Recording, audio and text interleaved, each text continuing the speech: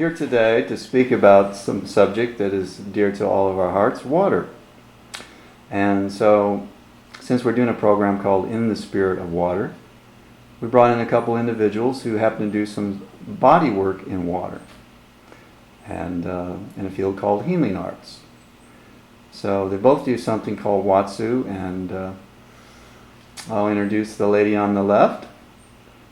She is a Watsu therapist and a massage therapist. And your fellow on the right, he is a Watsu therapist. He's Fred Strickhouser. Strickhouser. Yeah. Fred Strickhouser. There we go. Yeah. And she is Laura Hendricks. Hendricks. Yeah.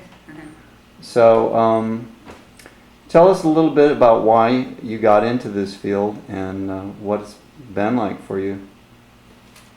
Right. Ladies first, huh? Yeah. I was first introduced to Watsu through the Touch Research Institute in Miami, Florida. And they had a video orientation you had to go through, and that was the first time I saw Watsu was on this video. And it intrigued me, to say the least. And anyways, it was about a year later, and I injured myself doing massage. I never thought I was going to be able to do massage ever again. And I actually showed up to the Watsu class injured, and Watsu 1 is where I met Fred. And I got hooked. Been in the water ever since, and it's just been a wonderful, wonderful experience. And through the water, I was definitely healed that week. I came with a brace on my arm, and just being floated, to almost 24/7 for 5 days was an incredible experience. So that's how I came to be a Watsu practitioner. And how about you, Fred? Well, a good friend of mine who is also a therapist had worked at 10,000 Waves in Santa Fe, New Mexico, and experienced Watsu there, and called from St. Petersburg, where she had just begun acupuncture school, and had simultaneously discovered that Watsu was being taught in the Keys, and called and said, "You have to come down and let me show you what Watsu is." So I made a weekend trip to St. Petersburg and was introduced kind of unofficially to Watsu, and then immediately signed up for the class, which is the same class that Laura was just speaking about. And for people that may not have any clues about what Watsu is, could you explain, just talk about what it is a little bit, because we're in the dark here at the moment. Watsu is a contraction that means water shiatsu. The water part is obvious. Shiatsu is a type of pressure point therapy that uses the same point meridians as acupuncture or acupressure, which are other related modalities in the healing arts world. And it combines some pressure point work with the floating, the movement in the water, the temperature of the water, the warm temperature of the water. The water ideally would be 94 to 95 degrees for an ideal Watsu session. And this warm water temperature is a very important part of the therapy, in that it helps the body completely relax. And in the stretches that are a part of Watsu, that warm water and relaxation helps to enhance the range of motion exercises or stretches that you're doing in the Watsu practice. So it may have some of the benefits of yoga, but yet quite different. Very passive, yeah. Yeah. All of those things, are related. I mean, obviously yoga is a very active endeavor, whereas Watsu, as a receiver of Watsu, you're totally passive. You're just receiving this movement passively rather than Mm-hmm. doing those stretches actively on your own. There's also another part to the water. When you're being moved and doing the movements, the stretching and the movement through the water, you have the static pressure of the water and the resistance get against your body. So the practitioner uses that to actually enhance the stretch, as well as the lights fluttering on your eyelids and the sensory deprivation. And it really, let's say, it enhances the therapy session compared to just, let's say, a straight body session on a table. Mm-hmm. It just tenfold, I guess you could say, exponentially. It is it's a very Yeah. larger experience. Yeah. Much larger experience than a massage.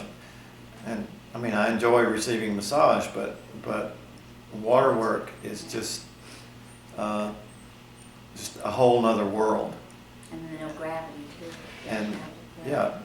you're being supported completely by the water and a combination of the water and the practitioner. Mm-hmm. So letting go is just Effortless. effortless. As they say in the current vernacular, a no-brainer. Yeah.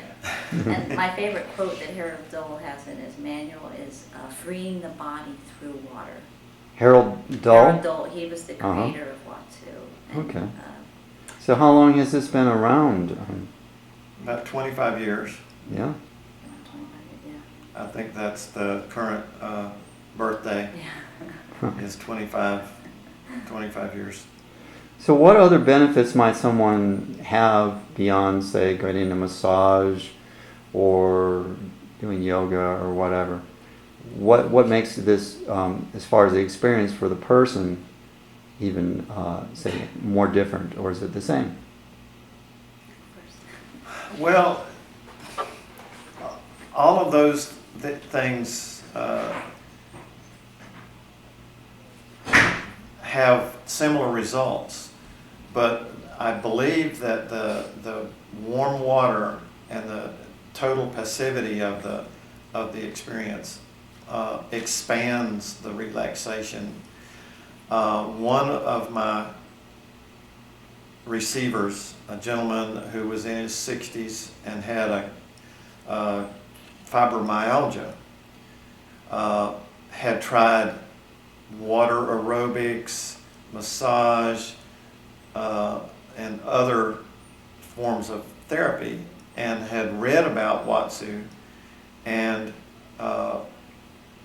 came to a place where I was finishing an advanced class in Watsu, and received a session from me. It was an hour session, and he was like a board when the session began. He was 6'3" tall, and at the end of the session, he was very flexible and fluid, and I received a letter from him 2 weeks after the session in which he said that he had got the results, the lasting results, were at least 5 times as long as any other activities that he had undertaken to deal with his fibromyalgia. The lasting effects were he was well aware of the effects even 2 weeks after our session. Well, that's very good to hear. There is something that happens with, I feel like, this modality compared to others, and it does have something to do with the sensory deprivation, that you have, to me, an inner as well as an outer body experience, because when you really do let go and free yourself as well as your mind, you can just go to different places, if you will, and eventually you will come back to the earth and water, but you let go far beyond what our physical, what am I trying to say, capacity is that you can, I mean, it's even hard to put into words when you Mhm. come back from a session. And I do think it has something to do with the sensory deprivation Uh-huh. that happens. It's so close to your own body temperature. Well, I have read about this a bit, and I believe that it's been documented that people's brain waves actually go into a different state once they slip into a very relaxed mode, let's say. The beta state, yeah. Mhm. I believe, right? So, what are your experiences, recollections of, say, your first experience of receiving Watsu yourself? Oh, you go first. Well, okay. The first time that I've received like a full Watsu session, I mean, all of the brief experiences within the classroom, or not really a classroom, it's a class pool situation, were very relaxing, but the problem with that was that you were in a learning situation, and you were not only trying to learn these movements, but you were trying to relax and enjoy what you were receiving. But you were also having to pay attention to some degree to what you were experiencing, so that you would know what was going on. But the first time that I received a complete hour Watsu session when I was not in a student mode was just a mind-changing experience. And I mean, it was days before I was, like back in the real world, Mm-hmm. because it just takes you to another place. And ideally, you would not want to finish a Watsu session and jump right in your car and drive somewhere, because you're in an altered state, Yeah. and which is a desirable thing. I mean, most people, or quite a few people, want to receive a Watsu treatment in order to relieve stress. It is a stress reduction tool, and it is a stress reduction tool to the max. So That sounds good to me. It definitely is. It definitely is. My first experience was, like you said, after a class, and it's when you're just in that total receptive and receiving mode and not trying to take in what you're trying to experience and learn, you feel like you go back to the womb. I mean, if you allow yourself to do that, and very nurturing, love, acceptance. Some people do have emotional releases in the water in that place, especially if there was some type of trauma that's happened to them through that. But just a very beautiful, peaceful place. There is a lot of movement, but what I found that was the most profound was in the stillness, and the movements between movements was the most profound. And it stays with you forever. It does. It definitely stays with you forever. I don't know how else to say that. yeah, well, that's Yeah. well said. Yeah. Well, have you, I guess you've both been doing this for a while, have you worked with a wide range of ages, like from children to like older adults? And she's done a lot more than I have in that regard. My active water is not year round, so I have not done as much Watsu work as Laura has, but yes, I've worked with a lot of different age people and a lot of different size people. Anybody can benefit from Watsu.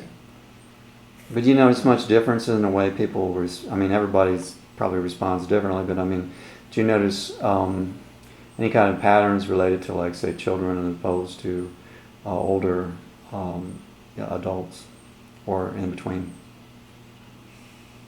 I mean, every individual is going to be a little different in the water, but once they're in the warm water and the movement that is the major part of Watsu starts, I've never had anybody like totally resist the relaxation that ensues from that whole process. Yeah. Even kids that are kind of little kids, like a bounce off the wall type of person. What I found is They relax they don't them. have a lot of stuff to let go like Yeah. we do. Yeah. So they're just like there. They get it right away. Yeah. Uh-huh. But what I have found is, you know, maybe they don't want to be in that state too. I want to play. You Yeah, know, this right. water is great. It's warm. Uh-huh. It feels good. You know, and but it doesn't take them very long to go to that state like it does Uh-huh. us. So how long does one of these like sessions last? Anywhere from 40 minutes to an hour and a half. Yeah. Mm-hmm. I see. Again, it's part of your job as a Watsu practitioner is to follow and be attuned to and aware of the needs of the person that you're working with. So that most times determines the actual length of the session, and also the various moves that you might do. You might spend a lot of time repeating one particular thing, going back to this one thing over and over, because that seems to be what this person needs more than some of the other things that you might do.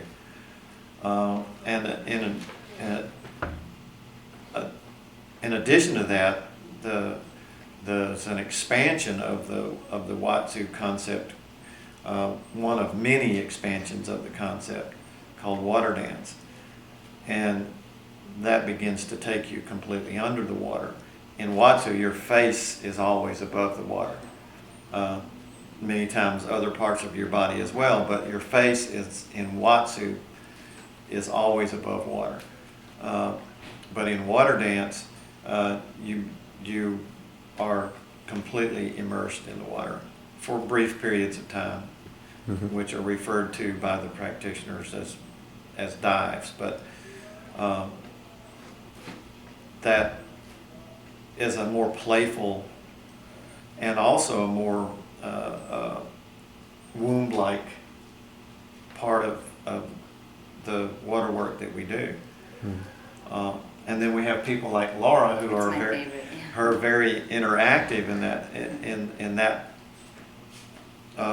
part of the work, which is also fun because makes your job easier because you don't have to. You can just steer and make sure that you They come don't back hit the up. bottom of the side. It's true. Well, I guess that kind of sums it up. I guess we'll just have to look at it and see what it's all about. So we're going to take a look at that. And I want to thank you so much for doing this interview with us.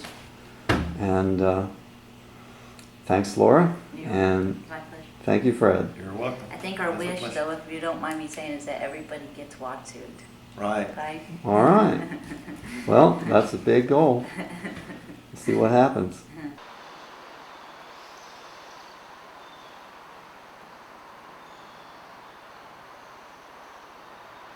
We'll begin against the wall, and you'll know that the end of the session has arrived when the next time that you feel your back against the wall. In the meantime, your only job is to breathe.